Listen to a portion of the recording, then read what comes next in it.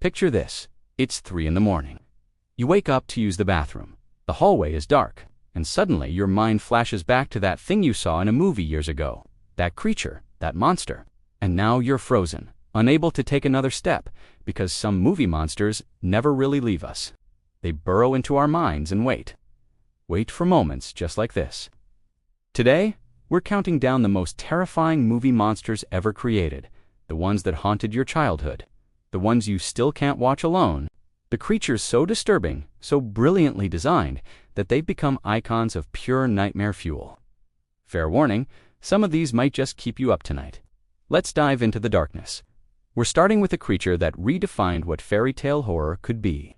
The Pale Man from Guillermo del Toro's Pan's Labyrinth. This thing looks almost human, but something is horribly, disturbingly wrong. Its skin hangs loose like melted wax. But here's the kicker. It has no eyes in its face. Instead, its eyes sit on a plate in front of it, and when it senses you, it picks them up and places them into the palms of its hands. What makes the Pale Man so terrifying is the silence, the stillness. It sits at that long table, completely motionless, surrounded by a feast it never eats. And shoes. Children's shoes. Piles of them. The implication is clear and absolutely horrifying. When young Ophelia takes just 2 grapes from its table, the creature awakens, and the chase sequence that follows is pure, concentrated nightmare. The way it moves, arms outstretched, those eyeball hands, searching, feeling, hunting. It's slow but relentless, and you know if it catches you, there's no escape. Del Toro gave us a monster that works on multiple levels. It's visually disturbing, conceptually horrifying, and it represents the very real monsters of fascism and child abuse that lurk in the film's narrative. That's a monster that stays with you. Now let's talk about a monster that broke all the rules. The entity from It Follows. This one's different because it could be anyone. Your neighbor, a stranger on the street, someone you thought you loved. The premise is simple and absolutely brilliant. After a sexual encounter, you're cursed. Something starts following you. Walking. Always walking. Slowly, deliberately, and only you can see it. If it reaches you, you die. Horribly. What makes this monster so effective is that it exploits our most primal fear, being hunted. But it's not a jump scare monster, it's patient. You might see it in the background of a shot, just standing there, or slowly walking toward the camera while our characters are oblivious. The tension is unbearable. There's a scene where the main character is in a classroom, and through the doorway, you see an old woman in a hospital gown slowly making her way down the hallway. That's it. That's all it takes. Your heart starts racing. The entity represents something deeper too. Trauma, guilt, the inescapable consequences of our choices. It's sexually transmitted death, a walking manifestation of anxiety and dread, and you can never truly escape it. You can only pass it on, which raises terrible moral questions. That's horror that gets under your skin and stays there. Of course, we have to talk about Pennywise, Stephen King's nightmare clown that has traumatized generations. Whether you grew up with Tim Curry's version or Bill Skarsgård's recent portrayal, this entity knows exactly how to terrify us. Pennywise isn't just a clown. It's an ancient cosmic entity that feeds on fear, and it can become whatever scares you most. But it prefers the clown form because nothing is quite as unsettling as something that should bring joy twisted into pure malevolence. The 2017 film gave us some truly iconic nightmare moments. The scene in Georgie's basement with the projector going haywire, Pennywise contorting and lunging out of the screen. Or that moment when Beverly visits her old home and Pennywise emerges from the shadows, asking if she'd like a balloon too, his voice dripping with menace. But it's the opening scene that really sets the tone. Little Georgie chasing his paper boat, and then that conversation in the storm drain. Pennywise seems friendly, funny even, until he's not. Until his face splits open and reveals rows of teeth and pure predatory hunger. What makes Pennywise so effective is that it plays with us the same way it plays with its victims. It lures you in with humor and charm, then strikes when you're vulnerable. It's a shapeshifter, yes, but more than that, it's a manipulator, and it enjoys what it does. That sadistic pleasure makes every encounter with Pennywise genuinely disturbing. Ridley Scott and H.R. Giger created something that changed monster design forever. The Xenomorph from Alien. This creature is biomechanical perfection. Every aspect of its design is hostile. The elongated head, smooth and phallic and disturbing. The inner jaw that shoots forward to pierce its prey. The acid blood that makes it dangerous even in death. And that tail, tipped with a blade-like point. This thing evolved, or was created, for one purpose: to kill efficiently. But what makes the Xenomorph truly terrifying in that first film is how little we see of it. It lurks in shadows. It hides in the machinery of the Nostromo. You catch glimpses, suggestions of movement, and your imagination does the rest. The chest-burster scene is iconic for good reason. It's shocking, visceral, and completely unexpected. But it's the slow hunt through the ship's corridors, the motion tracker beeping faster and faster, that really builds the dread. The Xenomorph represents violation in its purest form. Its life cycle requires a host. It implants, gestates, and explodes out of your body. There's something deeply disturbing about that loss of bodily autonomy. And once it's born, it's faster, stronger, and smarter than you. It bleeds acid. It's basically unkillable. You're not fighting a monster. You're trying to survive an apex predator in an enclosed space.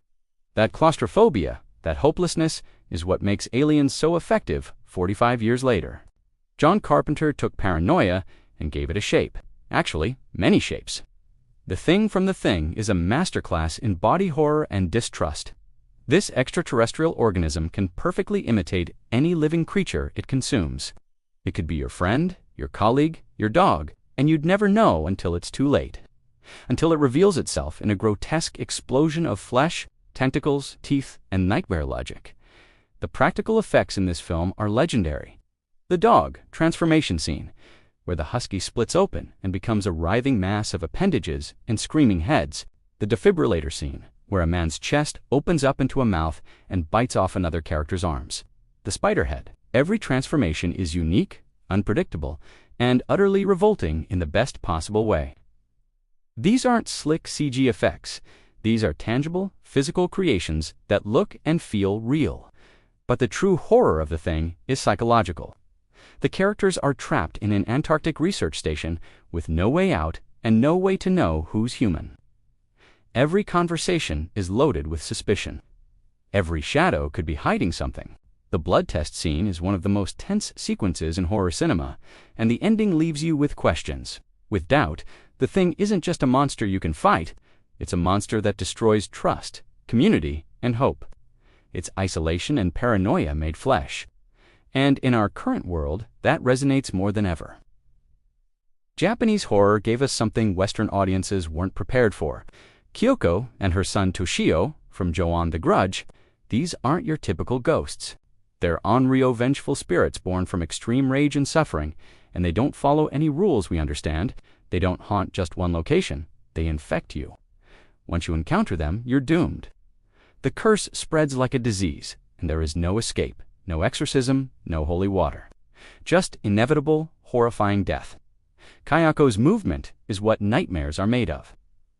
That bone-breaking descent down the stairs, her body contorting in ways that shouldn't be possible, accompanied by that death rattle sound deep in her throat. She doesn't walk. She crawls or appears or unfolds from impossible spaces. There's a scene where she emerges from the bedsheets, her hair spreading like spilled ink, and it's one of those images you can never unsee. And little Toshio, with his pale face and that cat-like meow, he seems almost innocent until you remember what he is, what he does. The genius of The Grudge is that it builds dread through atmosphere and sound design, that croaking, rattling noise Kayako makes, the meow, the sudden silence before an appearance. These ghosts don't jump scare you, though there are plenty of those. They seep into scenes. They're suddenly just there, in the corner, in the shadow, behind you. And the curse structure means no one is safe, not the main character, not the heroes. Everyone touched by this house dies. That hopelessness is devastating and absolutely terrifying. Speaking of Japanese horror remade for American audiences, we have to discuss Samara from The Ring, the cursed videotape, 7 days. A little girl who won't stay dead. On the surface, it's a simple ghost story, but the execution is what makes it legendary. That videotape is filled with disturbing, surreal images that don't quite make sense but lodge in your brain. A woman brushing her hair in a mirror, insects, a chair moving on its own, a well. And then your phone rings, and a voice tells you, 7 days. Samara's design is iconic. Long black hair covering her face, wet, pale, moving in that stuttering, jittery way like she's caught between frames of film. The final sequence, where she crawls out of the television, is burned into the collective consciousness of horror fans. It shouldn't be possible. TVs don't work that way. But she comes anyway, defying logic, defying reality, unstoppable and utterly focused on her victim. Watching her emerge, one hand, then another, pulling herself through, folding out of the screen, is primal terror. What makes Samara effective is the inevitability. You watch the tape, you're going to die in 7 days. The clock is ticking. You can try to solve the mystery, try to understand what happened to her, but the curse doesn't care about fairness or justice. It just spreads. And even when you think you found a way out, the film pulls the rug and reveals something darker. Samara isn't looking for peace. She's rage given form, and she will never stop. That's the kind of monster that makes you think twice before watching strange videos online. Sometimes the scariest monsters are the ones we create ourselves. The Babadook starts as a character in a creepy children's book. Mr. Babadook, dressed in black, with his top hat and pale face and claw-like fingers, but he becomes so much more. He's a manifestation of grief, trauma, and depression. He's what happens when you refuse to deal with your pain, when you try to suppress it. The Babadook is the monster under the bed, yes, but he's also the monster inside us. The film builds tension brilliantly. Strange sounds in the house.